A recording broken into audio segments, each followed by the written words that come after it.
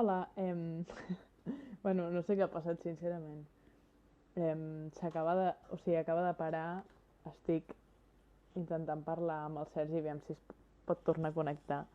Perdoneu, no m'havia passat en la vida, la veritat, estic flipant. O sigui, la cosa més random...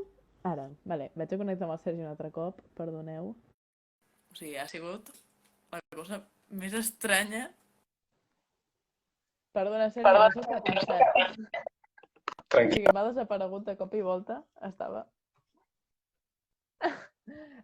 Perdó, és que no sé ni per on t'anaves, m'he despistat totalment. Eh, ai, ai, ai, moment, que es connecti, xino-xano. Bueno, perdoneu per la petita interrupció. Tot sigui això en la vida. Ara, eh, buscant el lloc del wifi, jo també m'he mogut. Sí, no sé si és allà el meu wifi o el... No, o sigui, el meu imagino que no, perquè deu ser Va, la desena xerrada que faig, llavors ja no confio bueno, molt en doncs a veure si... si us Sí. passejaré per casa meva. Vale, això és room tour, perfecte. No, deies això Perdó, és que jo ara tornar-me a resituar. Vale, estàs parlant de l'afectació, no?, a totes les economies especialment d'Espanya i tal. I... Ai, perdó, és que estic posant el comentari perquè queda maco. I bueno, jo et volia preguntar, així com per reprendre el fil, sobre, Mhm.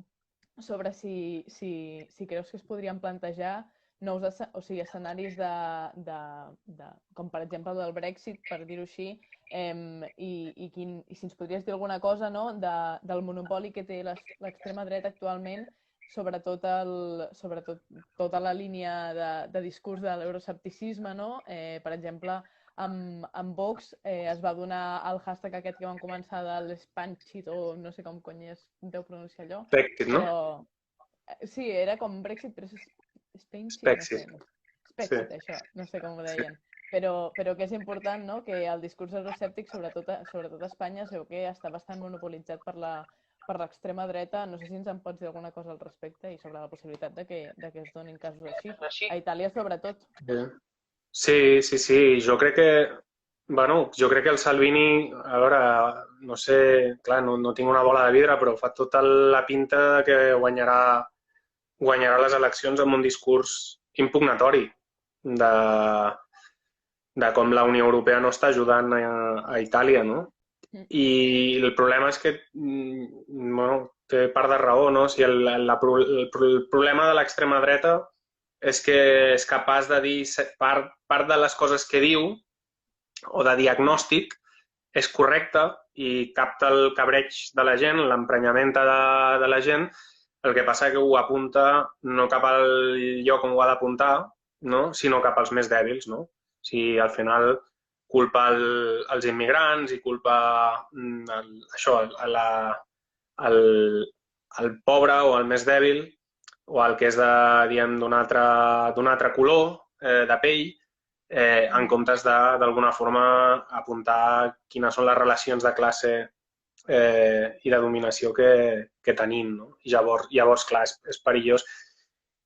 Com dius tu, l'esquerra té un... Bueno, ja ho estava dient abans també, que té un problema perquè, i jo puc entendre, en part, perquè és així, perquè en realitat el món és un lloc d'alguna forma fràgil i les relacions internacionals entre estats són molt complexes i per tant entenc que no és tan fàcil com dir doncs jo surto de la Unió Europea i me'n vaig al ciberespai geopolític, no? O me'n vaig i no sé, doncs passo de l'esfera dels països de la OTAN, doncs m'alio amb la Xina, etc. Però això és un debat que ha de començar a tenir l'esquerra. O sigui, ha de començar també a plantejar escenaris que potser siguin intermitjos, de buscar autonomia, per exemple, amb els països del sud d'Europa que estan en aquests moments tots en la mateixa situació, en el mateix moment, i tots han estat també perjudicats per la crisi de l'euro, etc. Doncs hi ha possibilitats de generar consensos i una àrea econòmica al sud que es pugui relacionar amb el nord de forma amistosa i que no hagi de ser d'alguna forma entrar en conflicte o suposar que, diguem, que aquí s'hagin de generar guerres a Europa perquè es reconfiguren les relacions internacionals. Llavors, en aquest sentit, per exemple, és interessant la proposta del Wolfgang Streeck, que fa poquet va escriure un paper, un petit informe, parlant prenent de referència al Karl Polanyi, el seu llibre dels 40, de la gran transformació, que parla que seria més sa en termes de buscar relacions pacífiques al món, de buscar la pau al món i la solidaritat, que el món sigués més plural, que en comptes de buscar aquest universalisme que ha buscat, per exemple, podríem dir el món anglosaxó o podríem dir l'àrea transatlàntica, perquè també ha sigut Europa, aquest imperialisme d'intentar imposar la seva cultura i la seva economia i els seus interessos a tot el món, que el món es pogués dividir de forma més multipolar,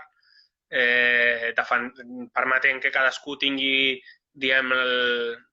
podríem dir, la seva autonomia, la seva cultura, etc., que hi hagués diferents àrees d'influència i que les relacions entre estats no estiguin només mediades pel mercat i per l'economia, sinó que la política i la persecució de l'estabilitat i de la pau guanyin podríem dir, d'un altre tipus de diplomàcia guanyin importància.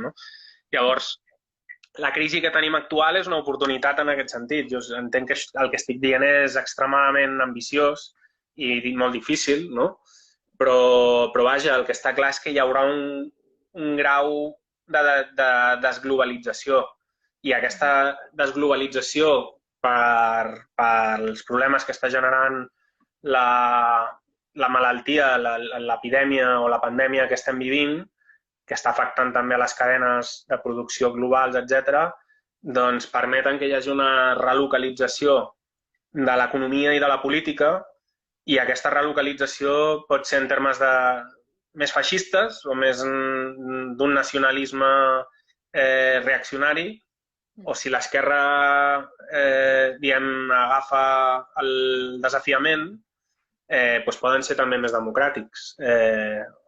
Com dic, jo no és que sigui excessivament optimista, però crec que és el que hem de reconèixer, és el moment actual en el que ens trobem. O sigui, no podem negar que això està passant i intentar d'alguna forma fer com si no hi hagués un problema amb la globalització. O sigui, s'ha de reconèixer això, s'ha de partir que som internacionalistes i s'ha d'apuntar a intentar relocalitzar les nostres economies i no estar depenent de factors, aquestes cadenes globals tan desintegrades, quan dic desintegrades vull dir repartides per tot el món, que al final sembla que les nostres economies i la nostra supervivència depèn d'un entorn internacional que és extremadament fràgil, o fins i tot dels mercats financers o del preu del petroli o de certes coses i bé, això és dinamita, no? O sigui, hem d'intentar que això canviï i que no estiguem en un món tan sofisticat i alhora tan fràgil, no? O sigui, en el moment de la història en el que podem estar parlant per telèfon mòbil, diguem que s'està desenvolupant la tecnologia 5G, tenim uns avenços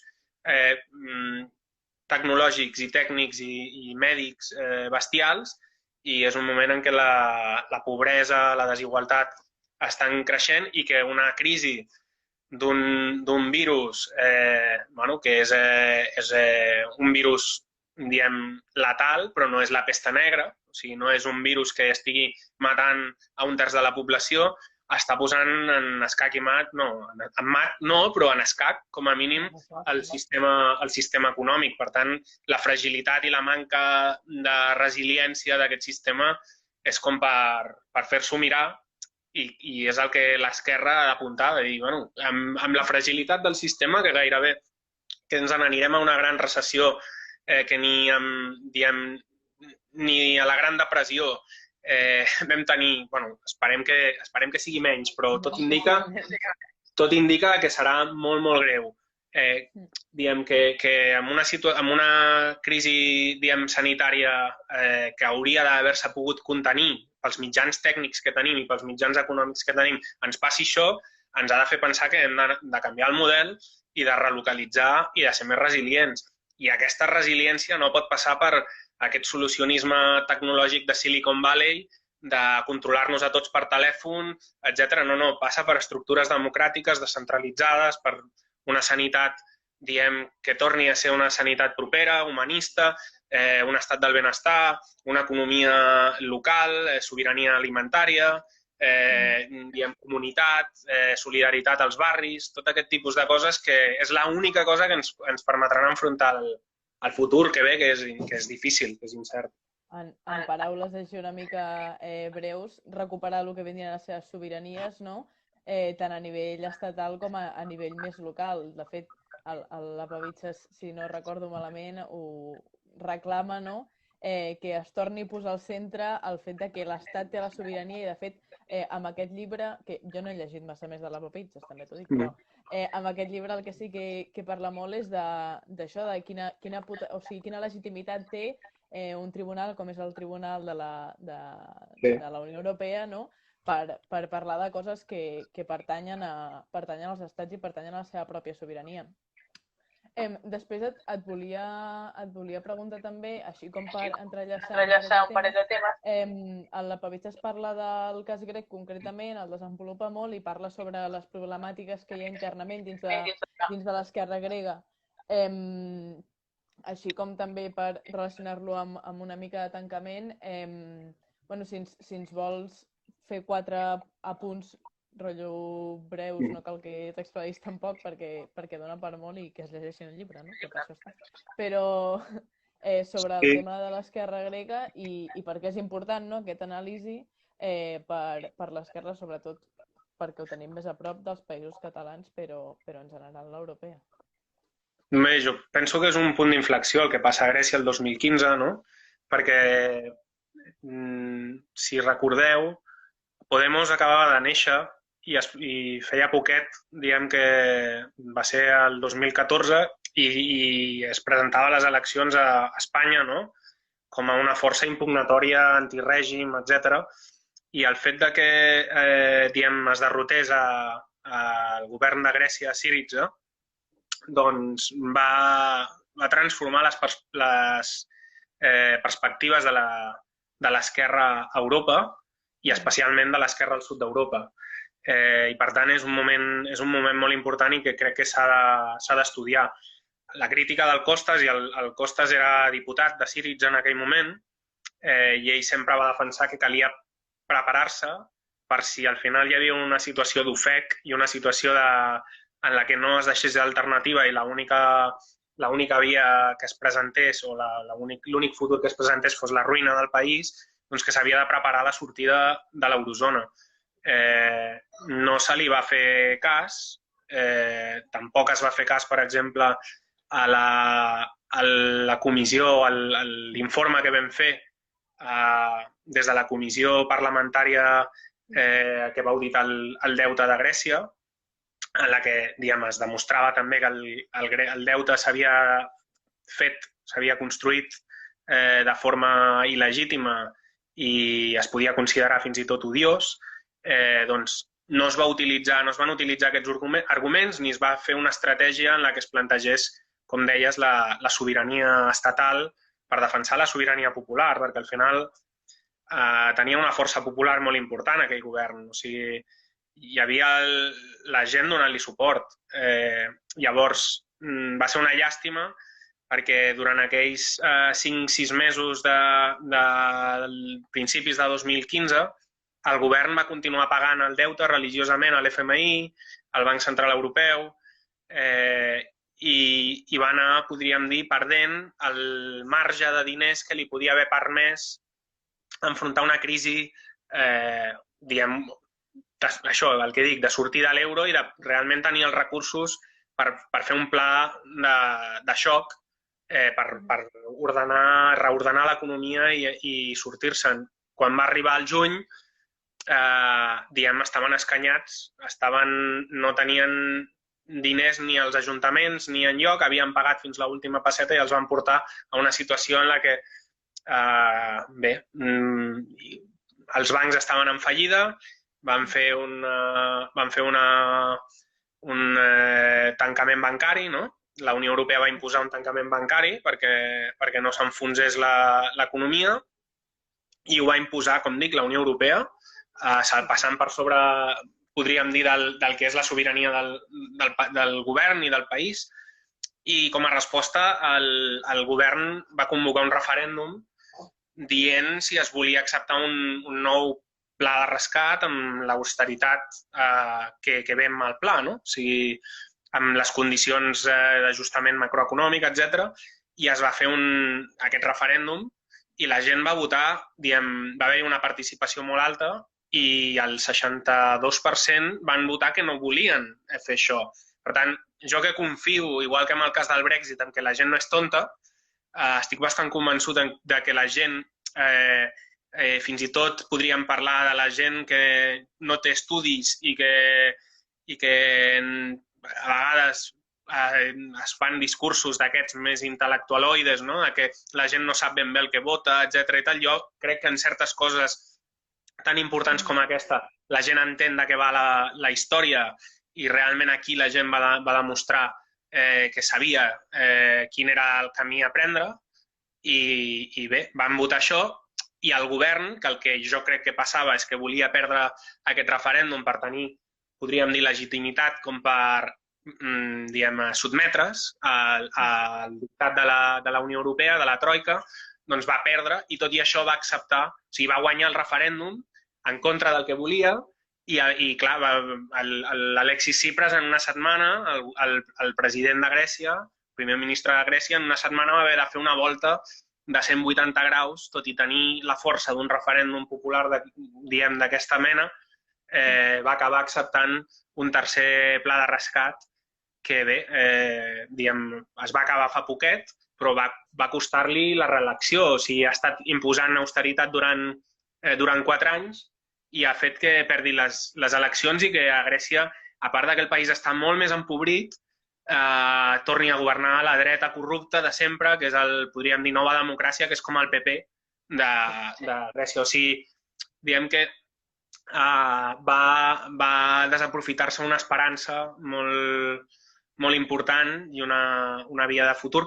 I cal reconèixer que era difícil. Cal reconèixer que era difícil, que Grècia és un país petit, però que aquí va fallar l'esquerra europea, no només l'esquerra grega, sinó que realment el mal diagnòstic del que és la Unió Europea i també la manca de solidaritat de l'esquerra francesa, de l'esquerra italiana, de l'esquerra espanyola, que es van posar de perfil, i també dels dirigents. O sigui, en aquell moment governava a Itàlia el Renzi i a França el Hollande, que en teoria són socialdemòcrates, i van donar-li tot el suport a les posicions d'Alemanya i a les posicions dures que van acabar portant a la derrota del govern de l'Alexis Tsipras. Per tant, amb aquesta lliçó històrica, jo crec que, el Costas ho explica molt bé el llibre, jo crec que amb aquestes lliçons i amb tot el que ens explica el Costas hem d'enfrontar la situació que tenim ara, sabent que no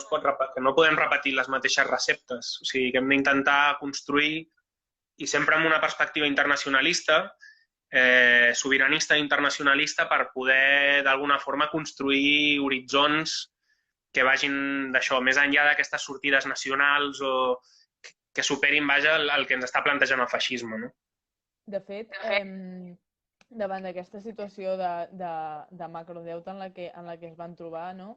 Et volíem preguntar també què n'opines, no, de la possibilitat de la possibilitat de no pagament del deute públic o de la proposta, no? Proposta, si li podem dir, sí, d'una reindustrialització en aquestes zones on el deute és molt gran i per intentar com revertir aquesta situació i buscar una millora. No sé si en tens alguna cosa a dir. No, jo crec que ja ho estan dient economistes d'alguna forma em moc, se m'està acabant la bateria. Això és una mica... Això d'anar compartint els espais de la casa. A veure si no falla la bateria. Ai, la cobertura. No, sobre el que estàs dient, jo crec que ho estan dient fins i tot economistes que són de centre-esquerra, centre-dreta, doncs que no es podrà, que possiblement no es podrà pagar tot el deute o que en algun moment s'hagin de fer reestructuracions de deute. Aquí el tema és com fer-les des d'una perspectiva progressista, no? Diguem que aquestes reestructuracions no vinguin condicionades amb més austeritat, etc etc.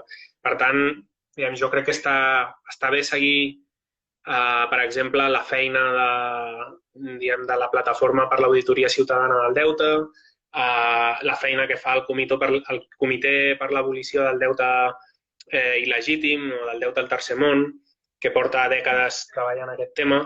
I bé, jo crec que és un dels passos que segurament en algun moment per tenir una sortida d'esquerres, una sortida socialista a aquesta crisi, s'hauran de prendre, no només pel deute públic, sinó també pel deute, diguem, estudiantil, del deute, diguem, de la gent empobrida.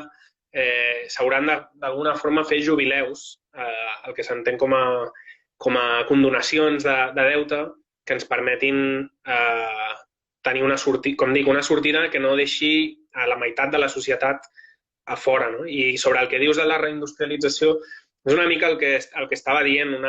Necessitem una relocalització de l'economia que ens permeti tenir una mica part del nostre destí. Mai pots tenir tot el destí, diguem, el teu destí no el pots tenir tot a les teves mans perquè la vida no és així.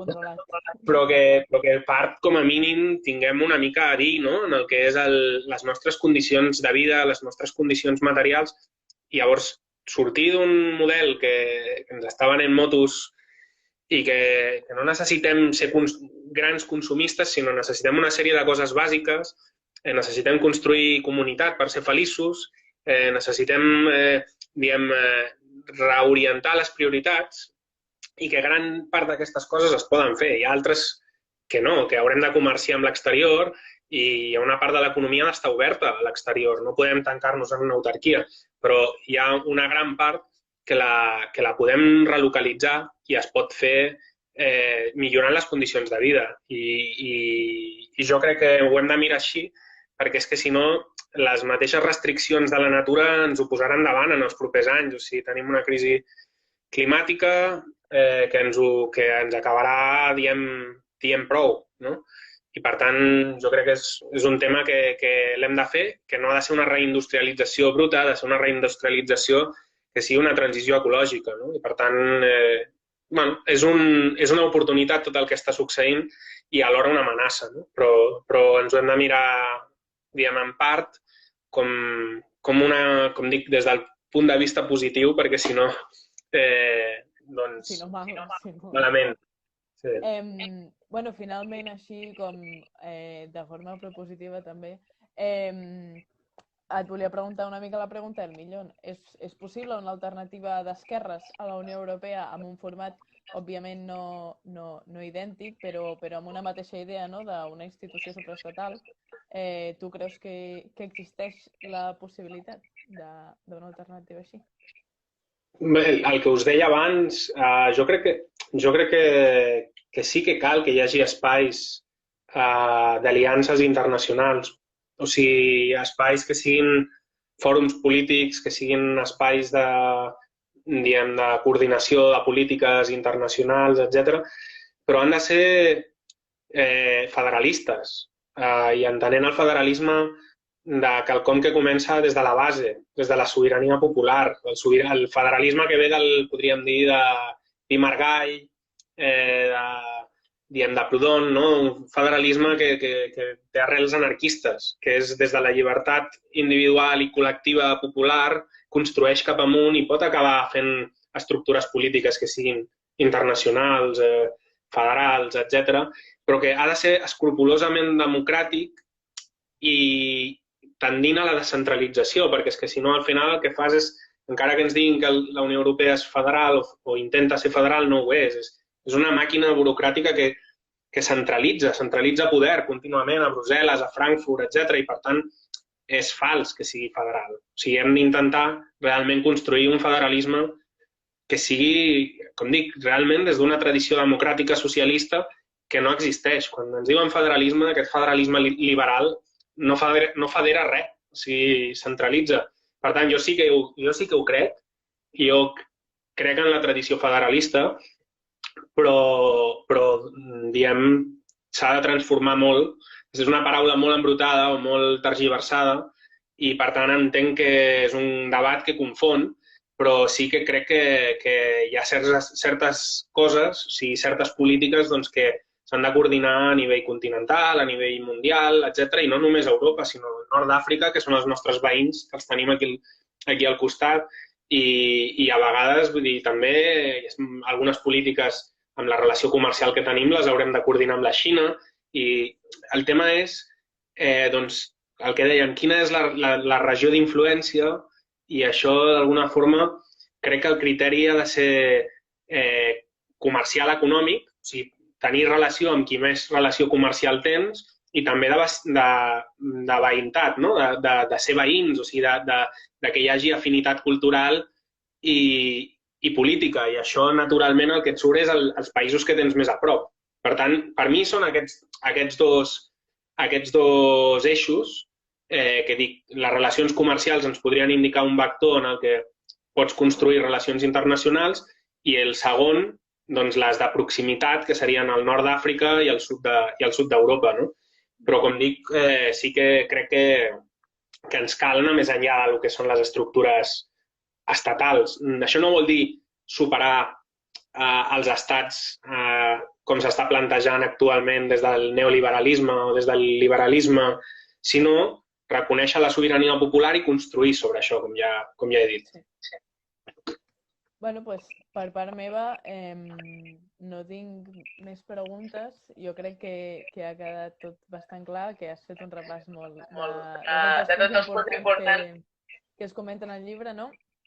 I bueno, no sé si hi havia alguna pregunta per aquí baix un moment, perquè abans me n'han enviat una. Bueno, no. Ja portem quasi una hora. O sigui que per part meva res més.